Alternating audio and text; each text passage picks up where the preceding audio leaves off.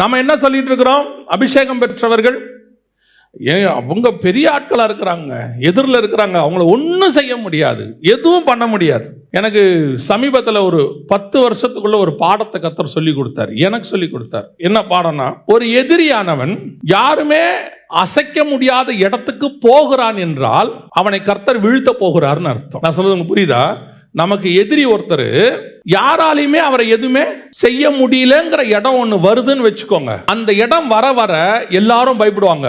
ஐயோ, இவங்களை எதுவுமே செய்ய முடியல, யாருமே பண்ண முடியல, ஒண்ணுமே பண்ண முடியல, அவ்வளவுதான், நம்ம இவங்க கிட்ட எதுவுமே செய்ய முடியாதுன்னு நீங்க சொல்ற இடம் இருக்குல்ல, அதுதான் கர்த்தர் கிரியை செய்ய தொடங்குகிற இடம். ஏன் தெரியுமா கர்த்தர் அப்படி விடுறாரு? யாருமே செய்ய முடியலன்னு நீ முடிவெடுக்கிறல, அப்பதான் நான் அவனை செய்வேன், அப்ப நான் அவனை பீட் பண்ணுவேன்னு அர்த்தம். அப்பதான் ஆண்டவர் சொன்னாரு, உணர்த்தினாரு, யாருமே பண்ண முடியாத இடத்துக்கு எதிரி போகிறானா அவன் விழ போகிறான் என்று அர்த்தம்.